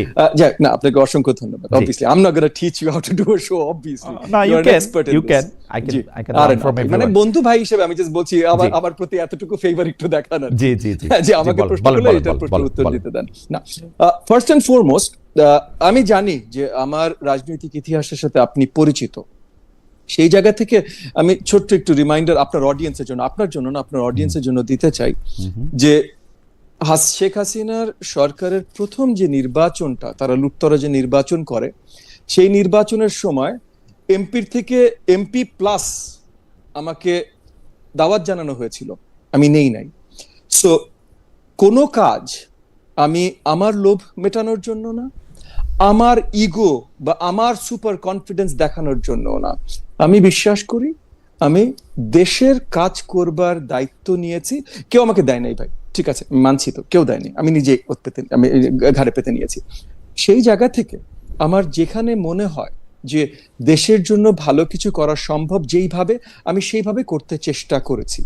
এবং আপনি যেটা সত্যিকার পরিষ্কার করেছেন যে এর আগে অনেক সময় আমি যে বিএনপি সমালোচনা করি না ঠিক না, অনেক করেছি। তবে বিএনপি সরকারি ক্ষমতায় ছিল না ভাই গত 15-16 বছর, তো তাদের সমালোচনা করারও বেশি কিছু ছিল না। সমালোচনা সরকারের সবচেয়ে বেশি করেছি, কারণ সেখানে সমালোচনা করার ছিল, আমাদের গণতান্ত্রিক অধিকার লুণ্ঠিত হয়েছিল। আজকে যেটা এসেছি, আপনার যদি মনে হয় বা কারো যদি মনে হয় যে একটা এমপির জন্য একটা এমপি হবার জন্য আমি লোভের চোটে চলে এসেছি, এইটাও পরিষ্কার করি যে ইতিমধ্যে এই মুহূর্তে আমরা নির্বাচন কমিশনের ডেটা সর্টিং করছি যে ঢাকা 13 আসনে অনেক ভোটার অন্য অন্য জায়গা থেকে গত 16 মাসে অন্তর্ভুক্ত করা হয়েছে, এটাও সর্টিং করছি। এটা সর্টিং করা মানে কি? মানে ইন দ্য সেন্স যে ভাই সহজে কেউ জিতে যায় না কোনো নির্বাচন, এবং ধানের শীষ মার্কা নিয়েও আরো সহজে জিতে যাব, এটাও সত্যি না। আমরা যেটা মনে করেছি যে আগামী সরকার, এবং এগেন আমি মুসার কাছে ক্ষমা চেয়ে নিচ্ছি, মুসা আপনার কাছে ক্ষমা চেয়ে নিচ্ছি, খালেদ আপনার কাছে ক্ষমা চেয়ে নিচ্ছি, এবং বাকি সবার কাছে ক্ষমা চেয়ে নিচ্ছি যে আমি কাউকে এক্সট্রিমিস্ট বলছি, কিন্তু আমার কাছে যেটা মনে হচ্ছে আমি সেটা বলছি ভাই। হ্যাঁ, আমার কাছে মনে হয়, এবং এগেন বাংলাদেশ জামাত ইসলামের সাথে কিন্তু আমার অনেক সহানুভূতি ছিল যখন তারাও সরকার বিরোধী মানে স্বৈরাচার বিরোধী আন্দোলনের সাথে যখনই জড়িত ছিল। তাদের ভিতরে আমাদের অনেক বন্ধু বান্ধব আছেন, প্রতিম মানুষ আছেন, কিন্তু তাদের যে আইডিওলজি, এই আইডিওলজির সাথে আমি একমত না। একই সাথে তাদের সাথে অনেকগুলো দল আছে, অনেকগুলো দলের আইডিওলজির সাথেই আমি একমত না। এবং ওই আইডিওলজিগুলো আপনি যদি একটু খেয়াল করে থাকেন, এবং খালেদ নিশ্চয়ই আপনি দেখেছেন যে গত কয়েকদিন আফগানিস্তানের খুব পরিচিত শীর্ষস্থানীয় একজন নেতাও বাংলাদেশের পররাষ্ট্র মন্ত্রণালয়ের কোনো জানা ছাড়া, কোনো ইনফরমেশন ছাড়া উনি ঘুরে বেড়াচ্ছেন, মিটিং করছেন, এবং এটা নিয়ে জামাত ইসলামের নেতৃত্বে যে জোটটা আছে সেই জোটের একজন গুরুত্বপূর্ণ নেতা, ঢাকা 13 আসনের একজন গুরুত্বপূর্ণ নেতার সাথেও তার ছবি দেখা গেছে। এইগুলো সবই কিন্তু আমার কাছে, এগেন হতেই পারে আপনি বলবেন না কেন আফগানিস্তান বাংলাদেশ হলে কি আছে, আমার কাছে এটা আশঙ্কাজনক। আপনাকে একটু থামাই, জনাব মুসাবিন ইজার, আমার কোন প্রশ্ন, আপনি কি এটা আসলে ইয়া করবেন? কারণ হচ্ছে যে আমি কিন্তু মনে করি না জামাতে ইসলামী বা জামাতে ইসলামীর সাথে যে জোট আছে তাদের কেউ এক্সট্রিমিস্ট, কারণ বাংলাদেশে এক্সট্রিমিস্ট ফোর্সটা কাজ করে, এইটা আমার পক্ষে, তারা প্রকাশ্য রাজনীতি করে এইটা আমি আসলে বিশ্বাস করি না। যারা করে তারা আড়ালের রাজনীতি করে বলে আমার মনে হয়। যারা প্রকাশ্য রাজনীতি করতেছেন, আপনারা ছোট্ট একটু অ্যাড করি, আমি বলিনি এক্সট্রিমিস্ট ফোর্স, আমি বলেছি আমার কাছে মনে হয় এক্সট্রিমিস্ট আইডিওলজি। Okay. এবং এটা আমি আমার ধারণা থেকে বলছি, কিন্তু আমি বলছি না সবার ধারণা এক হবে না। ওকে, এইটা just নিয়ে পরিষ্কার করে নিন। এটা কিন্তু একটু মাওলানা ইজাহার আপনি একটু বলবেন কিনা, একটু যদি ছোট করে এটা একটু রেসপেক্ট করতেন আপনি। আমি এই ক্ষেত্রে ববি হাজত ভাইয়ের সাথে সম্পূর্ণ দ্বিমত পোষণ করছি। এখানে এক্সট্রিমিস্ট আইডিওলজি বলতে উনি কি বুঝাতে চাইছেন আসলে সেটা আমি পরিষ্কার কি করেন একটু নাই। বুঝাই দিব, ছোট্ট আমি কি প্রশ্ন একটু করে বুঝাই দিই? দিব, জি। আমি একটু বুঝাই আমি দিব, বলেন। আমি একটু বুঝাই দিই। আমাদের এই আমি যে বলছি লিবারেল ডেমোক্রেসি থেকে ভিন্ন। এখানে হয়তো এক্সট্রিম শব্দটা অন্য কেউ ব্যবহার করবেন, এজন্য আমি কিন্তু পরিষ্কার করেছি না, আমি ব্যবহার করছি। লিবারেল ডেমোক্রেসি থেকে আমি কোনো কিছু আপনাকে একটু ভিন্নতাকে আমি একটু চেষ্টা আমার করি, কারণ প্রেক্ষাপটে extreme মনে করি। কারণ ববি জি। হাজত একটু একাডেমিক জায়গা থেকে হয়তো একটু বলছেন, আমি একটু সাধারণ মানুষের জায়গা থেকে বলি। আমি আপনাকে বলি, বাংলাদেশ ইসলামী ছাত্র শিবিরের মনোনীত, যেটা জামাত ইসলামের সহযোগী সংগঠন বলে আমরা জানি, তাদের পক্ষ থেকে যারা বাংলাদেশের বিশ্ববিদ্যালয়গুলি লিড করেছেন, আমরা গত এক সপ্তাহে তাদেরকে কোনো একটা সংস্থা জ্বালিয়ে দেওয়ার কথা বলতে শুনেছি প্রকাশ্যে, তারা এটা গোপনও করেন নাই। আরেকজনকে দেখছি উনি ছাপা হওয়া পদত্যাগপত্র নিয়ে ঘুরে বেড়াচ্ছেন, যে আপনি এই শিক্ষকতার সময় আপনি এই করেছেন, এখন এই পদত্যাগপত্র সাইন করেন, আপনি ক্লাস করতে হলে আমাকে জিজ্ঞেস করে করবেন। এগুলি আমাদের কাছে এক্সট্রিমিজম মনে হয়। আমাদের কাছে কোনগুলি এক্সট্রিমিজম মনে হয় সেগুলো আমি আবার বলি, যে যখন কোনো নারী নেতৃত্বের প্রতি কটাক্ষ করে, তাকে অসম্মান করে, নেতৃত্ব বা সাধারণ মানুষের প্রতি যখন কোনো কথা বলা হয়, তখন আমরা এটাগুলিকে এক্সট্রিমিজম মনে করি। আমি কিন্তু মনে করি, আবার বলি, আমি কিন্তু মনে করি জামাত ইসলামী সহ আপনারা জোটরা এইটার সাথে নাই, যারা আছেন তারা আলাদা। কিন্তু আবার যখন দেখি ইসলামী ছাত্র শিবিরের ওই দুইজন আছে, আবার আমরা যখন দেখি যে জামাত ইসলামীর কেউ কেউ এরকম করে কথা বলেন, এত চিৎকার করে টকশোতে কথা বলেন, আপনাদের কথা বলতে এসে আমি আমি আমি আমি আমি আমি ভয় পেয়ে যাই। আমার কাছে মনে হয় যে বাপরে বাপরে, মানে টেলিভিশন দিয়েই একটা, তো এইটা সম্পর্কে আপনি একটু বলবেন কিনা? সরি, আমি একটু লম্বা বলে ফেললাম। অবশ্যই। আসলে বিষয়টা যদি দায়িত্বশীল জায়গা থেকে আপনি যে কথাগুলি বললেন, এই কথাগুলি যদি দায়িত্বশীল জায়গা থেকে এসে থাকে, তাহলে আমরা সেটাকে গ্রহণ করতে পারি বা সেটাকে আমরা ধরতে পারি। কিন্তু ছাত্র সংগঠনের কোন নেতা কি বললো না বললো সেটাকে দিয়ে যদি আপনি পুরা জোটটাকে মাপেন, একটা পুরো দলকে যদি মাপেন, তাহলে তো সেটা সেই দলের সাথে না, ওর বা কোনো সেই জোটের শাস্তি, ওর সাথে কোনো অন্যায় করা শাস্তি হয় হবে। নাই তো, ও তো আরো আরামেই আছে। ওকে তো আর কয়দিন পরে প্রমোশন দিয়া সেটা মজলিসে সুরে বানাবে। আপনি যার কথা বলছেন সেটা ছাত্র শিবিরের বিষয়। জি, ছাত্র শিবির তো আর আমাদের জোটের অংশীদার না বা এই জোটের অংশ না। সুতরাং আমি মনে করি, আর এক্সট্রিমিজম এই শব্দটা আসলে আপনি যেভাবে বললেন যে সাধারণ মানুষ যেটা সেটাকে যেভাবে নেয়, এটা কিন্তু ভালো অর্থে নেয় না। সুতরাং আমি মনে করি যে এই ধরনের শব্দগুলো পরিহার করা দরকার। এবং আর আমার ভাই ববি হাজ্জাজ ভাই যে কথাটা বললেন যে আফগানিস্তানের কোনো সরকারি কোনো প্রতিনিধি বাংলাদেশে এসেছেন, কারোর সাথে বৈঠক করেছেন, সেটা কে আমি যদি ভিন্ন দৃষ্টিকোণ থেকে দেখি, যে অন্য কোনো রাষ্ট্রের কেউ যদি এসে এই দেশে যদি এই ধরনের বৈঠক করেন, তাহলে আফগানিস্তানের কেউ যদি এসে বৈঠক করেন, তাহলে সমস্যা না, কোথায়? সমস্যাটা কোথায়? তাদেরকে তো মাওলানা ইজাহার আমি পুরো বলি, বিশ্ব স্বীকৃতি মাওলানা ইজাহার আমি সমস্যা আপনাকে আছে। বলি, সমস্যা আছে। কোন একটা দেশের সাথে যদি তার কূটনীতিক সম্পর্ক থাকে, যেমন তালেবান গভর্নমেন্টের সাথে বর্তমান পৃথিবীতে যত দেশ আছে, শুধু কূটনীতিক সম্পর্ক আমি দেখি ভারতের আছে। তালেবান পররাষ্ট্রমন্ত্রী ভারতে গেছেন, তাকে লাল গালিচা সংবর্ধনা দেওয়া হয়েছে। তালেবান পররাষ্ট্রমন্ত্রীকে কিন্তু ইসলামী অর্গানাইজেশন, মানে ওআইসি যারা আছে, আরব লীগ যারা আছে, বাংলাদেশ, মালয়েশিয়া, তাদের কেউ তাদের সাথে এরকম কোনো সম্পর্ক নাই। সেই জন্যই পররাষ্ট্র মন্ত্রণালয় বলতেছেন তাদের সাথে কিন্তু অফিসিয়াল সম্পর্ক নাই। আমি জনাব মামুনুল হককে জিজ্ঞেস করছিলাম, কিন্তু আপনি যে আফগানিস্তান গেছিলেন সেটা কি হয়ে গেছেন, উনি বলছেন যেহেতু সরাসরি সম্পর্ক নাই, উনি লন্ডনে গেছেন, লন্ডন থেকে আরেকটা এনজিওর মাধ্যমে সেখানে গেছেন। এইটা হচ্ছে সমস্যার জায়গা মাওলানা ইজাহার, আপনি যদি সমস্যাটা না বুঝতে পারেন। সরাসরি সম্পর্ক না থাকলে কি ওনারা বেসরকারিভাবে এই দেশে আসতে পারবেন না? সে আসতে পারবেন কিনা সেটা আপনি বলেন। মানে এটা ববি হাজ্জাজের দিকে আপনি প্রশ্নটা দিয়েন না, আপনি বলেন আসছেন, ভালো হয়েছে, আমার সাথেও দেখা হয়েছে, এটা ভালো, সেটা বললেই তো হয়। না, আসলে অসুবিধা কোথায়? আমি তো আপনাকে অসুবিধাটা বললাম, স্বাভাবিক কূটনীতিক সম্পর্ক নাই তো, স্বাভাবিক কূটনীতিক সম্পর্ক নাই তো, আছে শুধু ভারতের সঙ্গে। স্বাভাবিক কূটনৈতিক সম্পর্ক না থাকলেও কেউ আফগানিস্তানের বর্তমান সরকারের সাথে একমাত্র ভারতের সাথে স্বাভাবিক কূটনৈতিক সম্পর্ক আছে, পাকিস্তানের সাথে নাই, আমাদের সাথে নাই। না, কূটনৈতিক সম্পর্ক না থাকলেও যদি বেসরকারিভাবে কেউ যদি সফরে আসে, তাহলে সেটা আমাদের দেশের গভর্নমেন্ট যদি সেটাকে পারমিট করতো না। তো দেশের গভর্নমেন্ট যেহেতু পারমিট করেছে, তাই সেই কারণে গভর্নমেন্ট বলছে সে জানে না বলছে, সেটা আমি দেশের গভর্নমেন্ট কি কারণে বলছে জানি না। কিন্তু এটা উনি যে এসেছেন এখানে, উনি আসাটা, উনার কারোর সাথে কথা বলাটা, এটা কি আমাদের দেশের কোনো আইন বিরোধী হয়েছে? বিষয়টি আমার কাছে এরকম? মনে হয় না, আমার কাছে মনে হয় যে ঠিকই আছে। আপনাদের সঙ্গে কথা বলছে, ছবি তুলছে, আপনাদের সাথে বিভিন্ন বিষয় শেয়ার করছে, এটা আমার কাছে ঠিকই মনে হয়। আমার কাছে কোনো সমস্যা মনে হয় না। সমস্যা ববি হাজ্জাজের কাছে মনে হয়েছে, উনি এইটা একটা প্রশ্ন তুলেছেন। আপনি বললেন যে আসলে সমস্যা কোথায়, ঠিক আছে, আসলে সমস্যা নাই, এটা ইটস ওকে, ইটস ফাইন। আমার কাছে মনে হয় যে মানে এটা আমাদের দৃষ্টিভঙ্গির বিষয়। আমরা কিছু কিছু দেশকে বা কিছু কিছু অঞ্চলকে আমরা ভিন্নভাবে ডিফাইন করতে চাই। আমরা না তো সে শুধু, কারণে আমরা আমরা ওই পাকিস্তান, দৃষ্টিভঙ্গি সৌদি আরব, আমরা না কিন্তু শুধু, আমি কারেকশন করি, আমরা পাকিস্তান, সৌদি আরব, অনেকেই করেন। না অনেকে না, কিন্তু কেউ ভারত ছাড়া আফগানিস্তানের সাথে ওরকম, আমি জানি না ববি হাজ্জাজ যেগুলির ব্যাপারে খুব আপডেটেড থাকেন, তিনি হয়তো বলতে পারবেন, কিন্তু আমি মাঝখানে একটু কথা বলে নিই। আমাদের একজন দর্শক, ওনার নাম হিজিবিজি 1947, উনি বলছেন, খালেদ ভাই ইসলাম নিয়ে আপনার সমস্যা কোথায়? ইনশাল্লাহ আগামীর বাংলাদেশ চলবে শরিয়া আইনে। ভাই, আমার ইসলাম নিয়ে কোনো সমস্যা নাই, আমার কোনো কিছু নিয়ে কোনো সমস্যা নাই, গণতন্ত্র নিয়ে সমস্যা নাই, ইসলামে শরিয়া নিয়ে কোনো সমস্যা নাই। সেই জন্যই আমি জানতে চাই, আপনারা যদি শরিয়া আইনি দেশ চালান, আপনারা বলেন আপনারা শরিয়া আইনি দেশ চালাবেন। আমি আসলেই বলতেছি যে আমি গণতন্ত্রের প্রতি শ্রদ্ধাশীল। বেশিরভাগ মানুষ যদি আপনারা চান বাংলাদেশ শরিয়া আইনে চলুক, শরিয়া আইনে চলতে পারে, আমার কোনো সমস্যা নাই।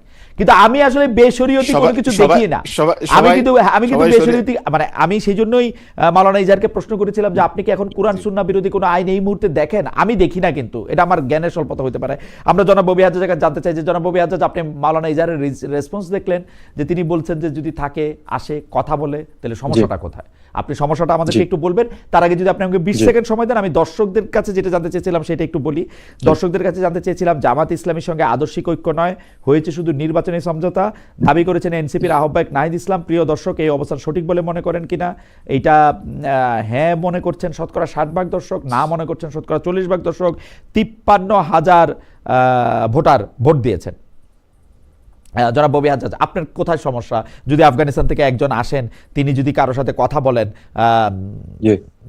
এটা মানে এটা আপনার কি সমস্যা? দেখেন, জি নিশ্চয়ই। প্রথমত, বাংলাদেশ রাষ্ট্র হিসেবে আফগানিস্তানের রাষ্ট্রের সাথে কি সম্পর্ক, এটা গুরুত্বপূর্ণ, যেটা আপনি উল্লেখ করেছেন ইতিমধ্যে। একই সাথে বাংলাদেশের পররাষ্ট্র মন্ত্রণালয় জানেন এই সফরটার সম্বন্ধে। আফগানিস্তানে উনি নর্মাল একজন সিটিজেন না ভাই, মানে আফগানিস্তানে একজন আলেম এসছেন, মামুনুল হক দেখা করেছেন, মুসা দেখা করেছেন, আমরা দেখা করেছি, ভিন্ন কথা। আলেম আসেননি, কিন্তু একজন স্টেটসম্যান এসেছেন। এবং আফগানিস্তানের foreign policy, specially all of Asia foreign policy যে কন্ট্রোল, মানে মেইনটেইন করেন বা কন্ট্রোল করেন, মেইন চিন্তাবিদ এবং মেইন ডিসিশন মেকার, সেই ভদ্রলোক এসেছেন, কিন্তু স্টেট জানে না। তো স্টেট টু স্টেট রিলেশনশিপ কি পার্সন টু স্টেট রিলেশনশিপে সর্ট অফ পরিণত হবে? এটা একটা বড় সমস্যা। দ্বিতীয়, যদি সমস্যা না দেখে এটা কি থাকেন, প্র্যাকটিক্যালি পসিবল? সরকার না জানলে কি এটা, জনাব ইজারের সাথে আমি একদম একমত, সরকারের না জানে কি এটা আসা সম্ভব? মানে আমরা গেলেও তো সরকার জানে। সরকার বলেছে। আচ্ছা, দ্বিতীয় জিনিস আসে, না ভাই, আপনি অনেক কিছু মনে করতে পারেন, এগোন, কারোর ফিলিংস হার্ট না করে আমি বলতে চেষ্টা করছি, আমরা সবাই ভিন্ন জিনিস চাই, ভিন্ন জিনিস মনে করি। বাট বাংলাদেশ আফগানিস্তান হোক না ভাই, আমি এটা চাই না। আমি যতদিন রাজনীতি বা যে কোনো কিছুর সাথে জড়িত থাকব, বাংলাদেশ আফগানিস্তান হোক, এইটা থামানোর জন্য যা কিছু করতে হয় ভাই, এটা শুধু মার্কা না, যা কিছু করতে হয় আমি করব। এবং আমি এই জোট সম্বন্ধে একটা কথা বলি। এই যে খালেদ, আপনি বললেন যে নারীদের মর্যাদা এন্ড হোয়াট নট, এই জোটে জেএসডি রব যুক্ত হয়েছে। জেএসডি রবের নেতৃত্ব এখন দিচ্ছেন তানিয়া রব, ম্যাডাম তানিয়া ভাবি দিচ্ছেন। উনি একজন নারী। কয়টা মিটিং এ উনাকে দেখেছেন? এবং এই যে জোটটা তৈরি হয়েছে, এগেন আমি মুসার কথা বলছি না, উনি অত্যন্ত ভদ্র একজন মানুষ, এগেন, কিন্তু আমি জোট হিসেবে কথা বলছি। এবং এই জোটে এনসিপি আছে, আমার আরেকজন অত্যন্ত শ্রদ্ধেয় ব্যক্তি, কিন্তু ববি হাজ্জাজ, আমি উইথ ডিউ রেসপেক্ট, আমি মাঝখানে একটু কথা বলি। যেই কথা উনারা বলতেছেন না, আমি এই জায়গায় মিটিং এ যদি এই যে অন্য অনেকগুলো দল আছে, তারা বসবেন না যদি তানিয়া রব যান, কিন্তু তানিয়া রবের দল এই জোটে আছে। সো আপনি যখনই বলবেন যে নারীর প্রতি শ্রদ্ধা বা কেমন বাংলাদেশ দেখতে চান বা কি দেখতে চান, তখন আমার এটা নিয়ে সমস্যা আছে। এগেন, আমি মুসার কাছে ক্ষমা চেয়ে নিচ্ছি, আমি এক্সট্রিমিস্ট বলে, আমি এটাও ক্ষমা চেয়ে নিচ্ছি।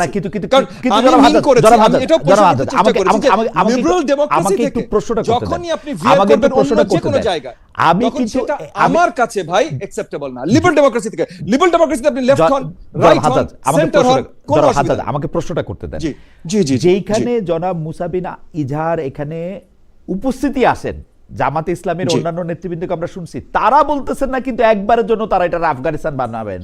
আপনি কেন বলতেছেন যে তারা আফগানিস্তান বানাবেন? আফগানিস্তানের সাথে ওয়ানলি ভাই, বিকজ তারা আফগানিস্তানের আফগানিস্তানের নেতা একটা লোকের সম্বন্ধে সাথে কথা কথা বলছে বলছেন, বলে বললাম। তারা অন্তত না আমি অন্তত ববি হাজ্জাজ ভাইয়ের এই কথাটাকে আমি অন্তত ইউরোপিয়ান আমেরিকান বহু লোকের সাথে ওনারা কথা বলেন, তারা তো দেশটা জি, জি, জি। ইউরোপ আমেরিকাও বানাতে চায় আপনি না। আফগানিস্তানের নেতা নিয়ে কথা বললেন, হ্যাঁ। প্লাস যেই নেতার সাথে ছবি এসেছে সেই নেতার বক্তব্য আছে, সেই নেতার বক্তব্য আছে ভাই, আফগানিস্তান আমি এই বানানো নিয়ে। ক্ষেত্রে হ্যাঁ। ববি হাজ্জাজ ভাইকে বলবো যে আমার মুসা ভাইয়ের এগুলো এই ধরনের আপনাদের বক্তব্য নাই, না ভাই, জামাতের থেকে এই ধরনের বক্তব্য নাই, কিন্তু উনার এই ধরনের বক্তব্য আছে ভাই, যার সাথে বসেছে, যার সাথে ছবি দেখেছে না, আমরা। সেটা উনার সেই জায়গায় ইরাদা আমি হইতে বলছি। পারে, সেটা উনার মনের না, গহন না, করে, কিন্তু again, fair বাংলাদেশের enough. নেতারা তো বাংলাদেশের Understood নেতারা তো ভাই। এটা বলতেছে না। দেখেন ওইটা ইসলামী আপনার আন্দোলন এই- পরিষ্কার এই- করে বলেছে, দেখেন ভাই, ইসলামী আন্দোলনের নেতৃত্ব পরিষ্কার করে বলেছে যে শরিয়া খিলাফতের স্টেট হবে যদি ওনারা নির্বাচন জেতে। যার কথা বলছি বাংলাদেশ খিলাফত মজলিস, তারা পরিষ্কার করে বলেছে যে আপনার শরিয়া আইন খিলাফতের দেশ হবে তারা যদি নির্বাচনে জয় হয়। আমি হ্যাঁ, জামাত ইসলাম এটা বলে নাই, আমার ভাইয়ের Of দল course নিজাম হবে। ইসলাম এটা বলে নাই, ভাই, অনেকগুলো কিন্তু দল ওনারা বলে এটা- নাই। আমি ওনারা এখানে এটা একটু- eventually আমি করতে একটু- চান। জি, আমি এখানে জি, clarification দিই। জি, জনাব মুসাবি নিয়ে যান, আমার জনাব একটা ভয় মুসাবি আছে নিয়ে যান। জি, লিবারেল জি। ডেমোক্রেসি থেকে এখানে অন্য কোথাও যাওয়া। এটা জি, আমার ভয় আমি ভাই ব্যক্ত করছি। আমার একটু- ভাই একটু- ববি আমি- হাজ্জাজ ভাই মানে বেশ কয়েকটি কাউকে কথা বলেছেন। কারোর জি, বিরুদ্ধে জি। কথা বলছেন কিছু না, আমার জি, ভয় আমি ব্যক্ত করছি। একটু মুসাবি নিজারকে কথা বলতে দেন। ববি ভাই বেশ জি, কয়েকটা জি, কথা জি, বলেছেন, জি। যেমন বলেছেন যে লাস্ট যে কথাটা বললেন যে বাংলাদেশ খেলাফত মজলিস ক্ষমতায় গেলে তারা ইসলামিক স্টেট কায়েম করবে, শরিয়া আইন চালু করবে, এবং ইসলামী আন্দোলন ক্ষমতায় গেলে তারা ইসলামিক স্টেট কায়েম করবে, শরিয়া আইন কায়েম করবে। এই বিষয়গুলো এই নির্বাচনকে কেন্দ্র করে যে সমঝোতার যে জোট, এই জোটকে কেন্দ্র করে কিন্তু এই বক্তব্যগুলি ওনারা দেন নাই। ইসলামী আন্দোলন বা বাংলাদেশ খেলাফত মজলিস যারা সম্পূর্ণ ইসলামিক রাজনীতি চর্চা করেন, আমরা সহ, আমরা যদি এই দেশে জনগণকে আমরা যদি দাওয়ার মাধ্যমে আমাদের যে রাজনীতি, আমরা সেই রাজনীতির মাধ্যমে যদি আমরা জনগণকে সেদিকে আনতে পারি এবং জনগণ যদি আমাদেরকে অ্যাকসেপ্ট করে, তাহলে তখন আমরা ইসলামী আইন কায়েম করব, শরিয়া আইন কায়েম করব জনগণের সেন্টিমেন্ট নিয়ে, এবং সেটার জন্য আমরা কাজ করে যাচ্ছি নির্লজ্জভাবে। এটা একটা বিষয়।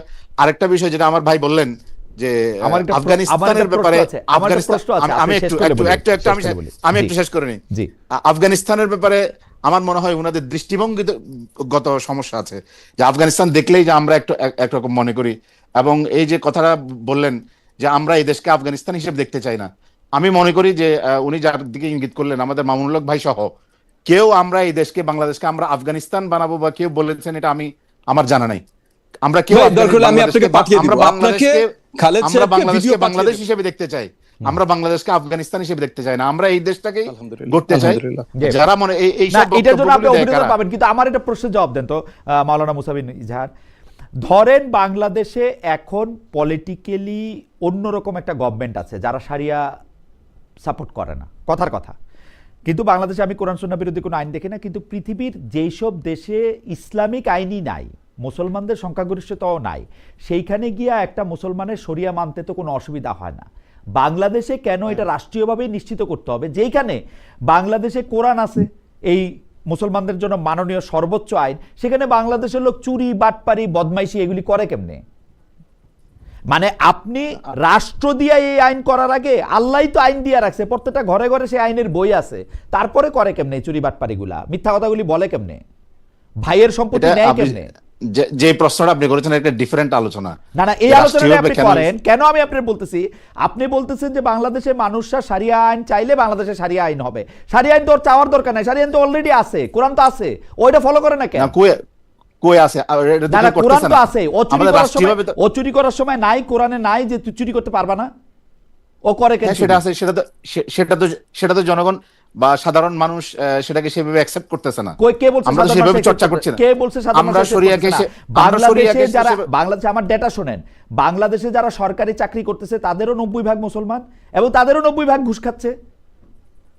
এখানে কিছু বিষয় আছে, আমরা ইবাদতের ক্ষেত্রে মনে করেন যে আমাদের যে মানে প্র্যাকটিস, আপনি আলাদা শরিয়া আইন করে তাকে কেন? আমার শরিয়া আইনে কিন্তু কোনো প্রবলেম নাই, আমি আবার বলি আমার শরিয়া আইনে কোনো প্রবলেম নাই, কিন্তু আমার শরিয়া মানতে শরিয়া আইন লাগে না।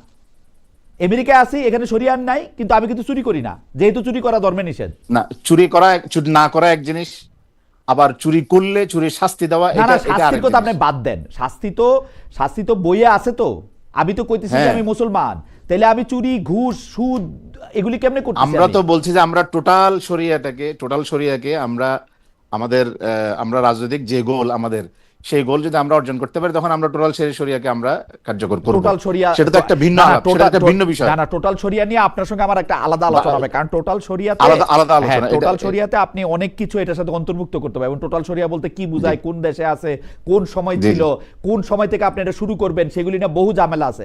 আমি বলতেছি দেওয়ার মতো এটা, এই যে আলোচনাটাই ভিন্ন বিষয়। হ্যাঁ, আমরা 90% মুসলমান, তো আমাদের জন্য তো আইন আছে। আমরা যদি আইন মানার ক্ষেত্রে সত্যবাদী হইতাম, তাহলে আমি কেমনে মুসলমান হয়েও এই অন্যায়গুলি করতেছি আপনি আমাকে বলেন না। আমি আইন আদালত রিপোর্ট করতে গিয়ে দেখছি 90% দেওয়ানি মামলা হচ্ছে আপন ভাই, বোন, বাবা মার বিপক্ষে। মানে সেই কারণেই তো আমরা আর কি, এই কারণেই তো আমরা জনগণকে শরিয়া আইনের আওতায় আনার জন্য আমরা এই কারণে মানুষের ভিতরে শরিয়ার প্রতি সাপোর্ট আছে, কিন্তু শরিয়াকে চর্চা করার বা দ্বীনকে চর্চা করার, ইসলামী আইনকে চর্চা করার, শরিয়া চর্চা করতে হলে রাষ্ট্রীয় আইন লাগবে। আপনি যে কথাটা বলছেন, একজন মানুষ চুরি করবে কেন, মিথ্যা কথা বলবে কেন, এই বিষয়গুলি তো মানুষ সাধারণভাবে মানুষ তো এটাকে পালন করে না। বা মিথ্যা কথা বললে বা চুরি করলে আল্লাহরে ভয় পায় না, এখন জামাতে ইসলামের ভয় পাবে না। জামাত ইসলামকে কেন ভয় পাবে? কারণ জামাত ইসলাম এখন প্রেসিডেন্ট, কারণ জামাত ইসলাম এখন প্রধানমন্ত্রী না, নেজাম ইসলামী এখন প্রধানমন্ত্রী, এজন্য আল্লাহরই ভয় পায় না, নেজাম ইসলামের ভয় পাবে। মানুষের ভিতরে সেই বোধটা আমাদের তৈরি করতে হবে, মানুষের ভিতরে সেই বোধটা আমাদের তৈরি করতে হবে। আমরা সেটা নিয়েই আমরা কাজ করছি। এইটার জন্য আপনার দাওয়াতের মাধ্যমে আমাদের সেই বোধটা আমাদের তৈরি করতে হবে, যাতে করে মানুষ সেই শরিয়ার সেই স্পিরিটটাকে মানুষ একদম রুট লেভেল পর্যন্ত ধারণ করে। এইটার জন্য রাষ্ট্রীয় ক্ষমতা কতটা জরুরি? অবশ্যই জরুরি। এটার জন্য রাষ্ট্রীয় ক্ষমতা থাকলেই তো এটাকে ভালোভাবে ইমপ্লিমেন্ট করা যাবে। রাষ্ট্রীয় ক্ষমতা ছাড়া আপনাদের কথা কেউ শুনতেছে না। রাষ্ট্রীয় ক্ষমতা থাকলে যেভাবে শুনে, রাষ্ট্রীয় ক্ষমতা না থাকলে সেভাবে শুনে, এটা তো স্বাভাবিক বিষয়। আমার কাছে এই ব্যাপারটা নিয়ে আমি একটু আপনাকে ধন্যবাদ জানাব মাওলানা মুসা বিন ইজাহার, খুব সুন্দর করে এটার মধ্যে এটা বলছেন। কিন্তু আমি জনাব ববি হাজাজের কাছেও জানতে চাইবো যে আপনার কথা শুনলেও মনে হয় যে এমপি না হইলে মনে হয় বাংলাদেশের মানুষের জন্য আসলে আর কোনো কিছু করার যায় না। মানে আমি বাংলাদেশের রাজনীতিতে এই কয়দিন ধরে একটা দিতেছি যে সবাই এমপি হইতে চাইতেছে, মানে এটা পলিটিশিয়ান হোক, এইটা একজন একাডেমিশিয়ান হোক, বিপ্লবী হোক, সবারই হচ্ছে এমপি হইতে হবে। মানে এটা কিন্তু আজকে শুরু হয় নাই। শেখ হাসিনা যেহেতু নায়ক, গায়ক, গায়িকা, নায়িকা অনেককে এমপি করছেন, এতে করে মনে হয়েছে যে বাংলাদেশের আসলে এমপিটাই হইতে হবে। আমি এটা নিয়ে আপনার একটু বক্তব্য শুনতে চাই জনাব ববি হাজাজ। আমি ধরে নিচ্ছি আপনার শেষের দিকে চলে এসেছে, আমি শর্ট করব। পয়েন্ট হলো আপনার দীপু হত্যাকাণ্ড, প্রথম আলো আগুন, ডেইলি স্টার আগুন, এই সবকিছু যে ঘটনাগুলো ঘটেছে, এগুলো কিসের বহিঃপ্রকাশ? কোন তৌহিদি জনতা কোত্থেকে আসলো, কে অর্গানাইজ করলো, কিভাবে করলো? এই জিনিসগুলো যতক্ষণ পর্যন্ত পরিষ্কার না, এবং এই জিনিসগুলোর উত্তর যতক্ষণ পর্যন্ত আমরা পাই নাই, ততক্ষণ পর্যন্ত সরকার পরিচালনা সঠিকভাবে করতে পারাটা বা করতে পারার জায়গায় যাওয়াটা আসলেই একটা যুদ্ধ বলে ভাই আমি মনে করি। আপনার যদি মনে হয় বা আপনার দর্শকদের যদি মনে হয় যে ববি হাজাজ এমপি হওয়ার লোভে সব লুটাই দিছে, কোনো অসুবিধা নেই ভাই, কোনো অসুবিধা নেই। আমি যদি ভুল প্রমাণিত হব আগামীতে, চেয়ে তবে আগামীতে যেন কোনো দীপু হত্যাকাণ্ডের আশেপাশে কোনো ঘটনা না ঘটে, আগামীতে যেন কোথাও আগুন না জ্বলে তৌহিদি জনতার নামে, আগামীতে যেন মহিলারা ফুটবল খেলতে গেলে সেটাতে আক্রমণ না হয়, এইটা আমি মনে করি ভাই বাংলাদেশকে ভালোবেসে, এই দেশ জাতিকে ভালোবেসে, রাজনীতিতে 13 বছর 14 বছর বহুত ত্যাগ স্বীকার করেছি, এই ত্যাগগুলো মাগনা স্বীকার করি নাই ভাই। লিবারেল ডেমোক্রেসি যেন বাংলাদেশে সঠিকভাবে ইস্টাবলিশড হয়, প্রত্যেকের অধিকার যেন সঠিকভাবে পালন হয়, বাংলাদেশ যেন কোনো মতে আফগানিস্তান টাইপের দেশ না হয়, এইটা আমি যতদিন বেঁচে আছি ভাই আমি ততদিন এটার জন্য কাজ করবো। এটার জন্য গালি দেন, এটার জন্য ছোট হয়ে, এটার জন্য যে ইচ্ছা বলেন ভাই, যে এমপি হওয়ার লোভ, এইটা হওয়ার লোভ, যেইটা বলেন ভাই, এবং এমপি হবে এটার কোনো গ্যারান্টি নাই, বুঝছেন?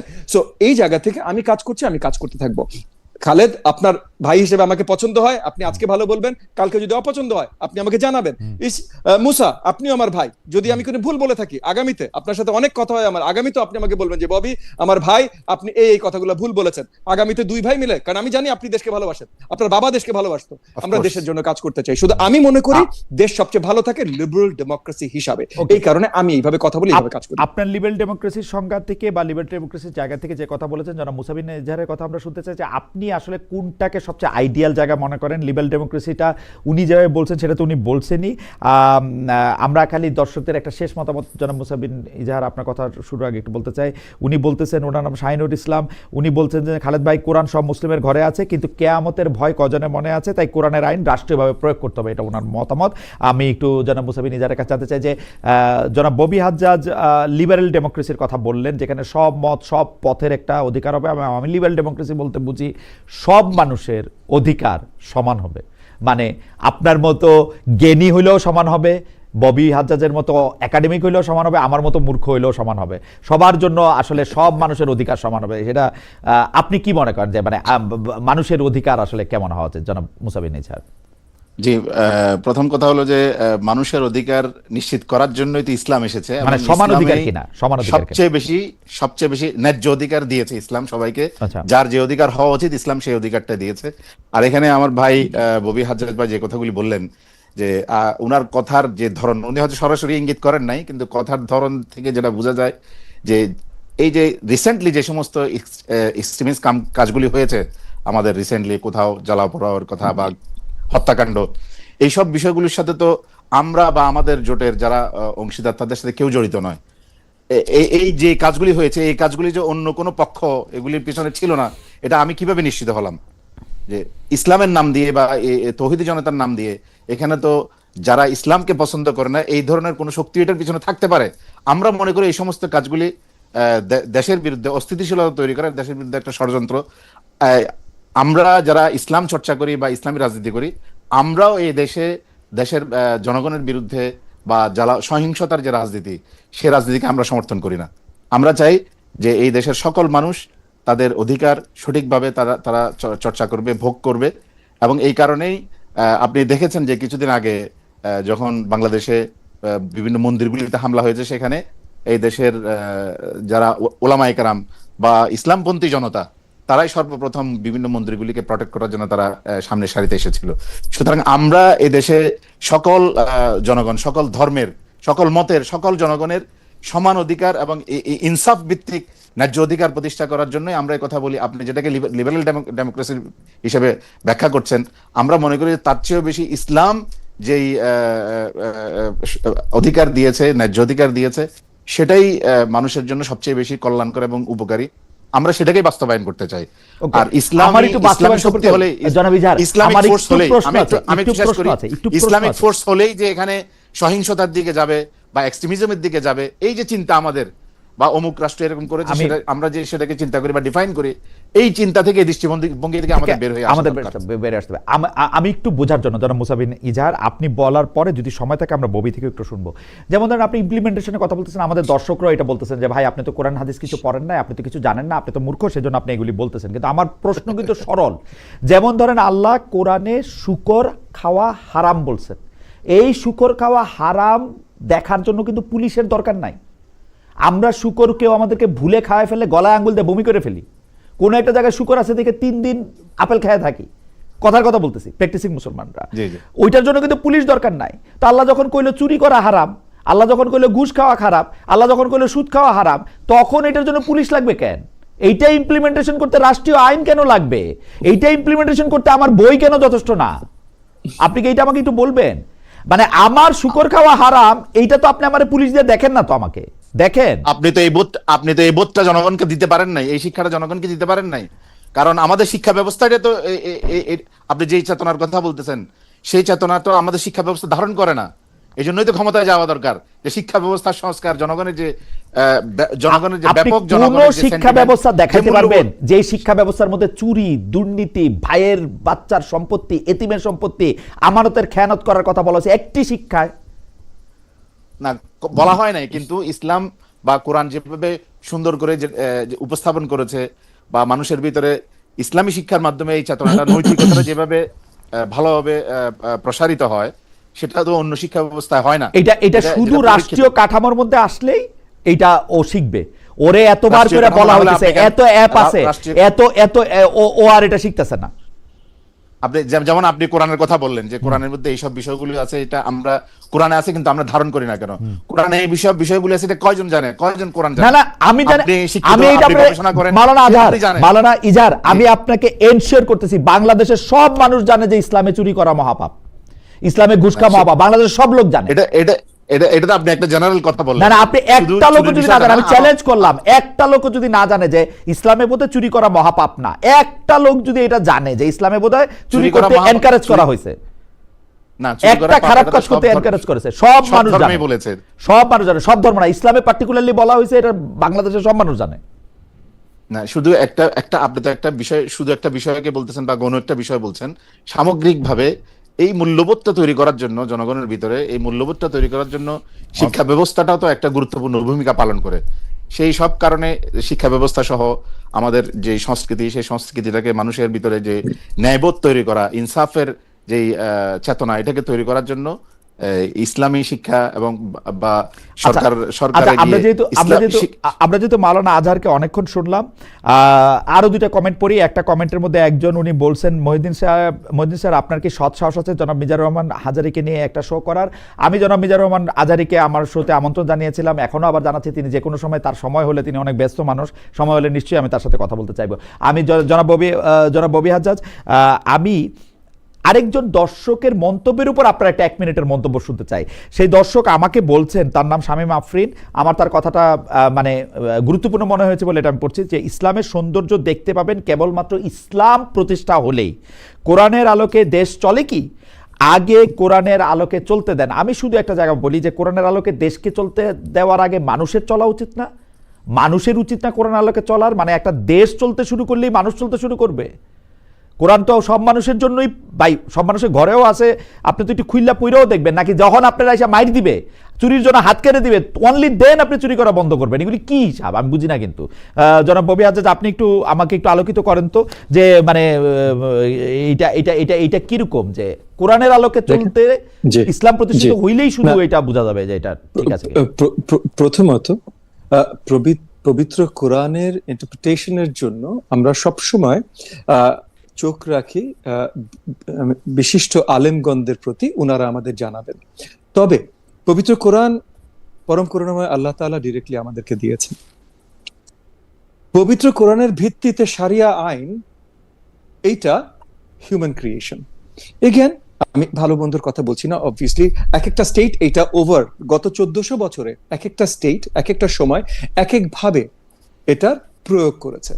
এখনো ডিফারেন্ট আপনার হাউসেস আছে, হানাফি, হানবালি, শাফি, এবং এটারও মানে আপনি হানাফি ধরেন 17th সেঞ্চুরি আপনার মুঘল এম্পায়ারে কি হয়েছে আর আপনার অটোমান এম্পায়ারে কি হয়েছে কমপ্লিটলি ভিন্ন, জায়গা টু জায়গা ভিন্ন। সো আপনি এক ক্যাটাগরিতে জাস্ট আপনি বলে দিবেন আর কি শরিয়া আইন, সেটারও ব্যাখ্যা দিতে হবে। এবং আমি ধরেই নিচ্ছি যে সেখানেও অনেক মতবিরোধ হবে, অনেক আলোচনার সামনে যে হতে পারে। সো এই আলোচনাগুলো আমরা আলেম মানে বিজ্ঞ আলেমগণদের জন্য রাখছি, আমি তাদের কাতারে পড়ি না। ওকে, এবং ঠিক আছে, thank you so much, thank you so much. আমাদের আর একদমই সময় নেই, 1 মিনিট যদি মাওলানা ইজাহার আপনি কথা বলেন। সরি, মানে আমরা আপনি আপনার অন্য অনুষ্ঠান আছে, তবু আপনাকে আমরা একটু আটকে রেখেছি, কারণ আপনার মতো এত সহনশীল হয়ে আমাদের মতো যারা এই বিষয়গুলি জানি না তাদের কথা শুনতে আমি খুব বেশি মানুষকে দেখি নাই, সেই জন্য আপনাকে একটু বেশি সময় একটু আটকে রাখলাম। মাওলানা ইজাহার, আপনি যদি আমাদের আজকে শেষ কথা বলেন, আমরা আর কোনো প্রসঙ্গে যাচ্ছি না। অনেক অনেক অনেক ধন্যবাদ আপনাকে। সর্বশেষ কথা হচ্ছে, আপনার মাধ্যমে আমরা দেশের মানুষের কাছে আবেদন রাখতে চাই যে আগামী দিনে যে বিগত সময়ে যে জুলাই বিপ্লব সংগঠিত হয়েছে, দেশের মানুষ দীর্ঘ সময় ধরে তারা অধিকার থেকে বঞ্চিত ছিল।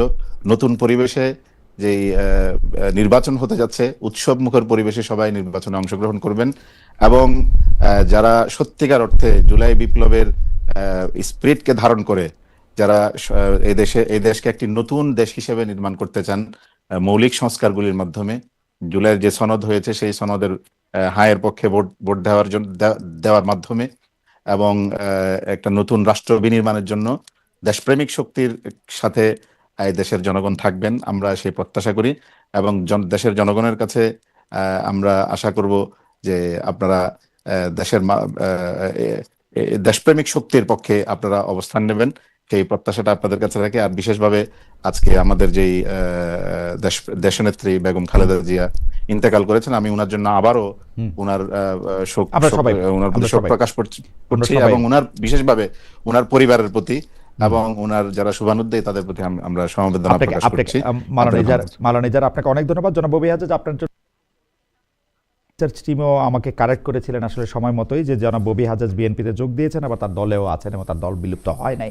যাই হোক, এটা আপনি পরিষ্কার করেছেন। জনাব ববি হাজাজ, অত্যন্ত সুন্দর আলোচনার জন্য আপনাকে এবং জনাব মুসা বিন ইজহার আপনার খুবই সহনশীল, খুবই স্পষ্ট এবং মৃদুভাষী আলোচনার জন্য আমাদের দর্শকরাও আপনার আলোচনা অনেক পছন্দ করেছেন। জনাব ববি হাজাজেরও অনেক প্রশংসা করেও আমাদের অনেক বলেছেন। আমি শুধু নিন্দামন্দগুলি সামনে আনছিলাম, নিন্দামন্দ ছাড়াও আসলে অনেক প্রশংসা অনেকে করেছেন, অনেকে উপভোগ করেছেন। আপনাদের দুজনকে অনেক অনেক ধন্যবাদ জানিয়ে, এবং যেটা মুসা বিন আজহার যেটি শেষ কথা বললেন সেটা আমার এবং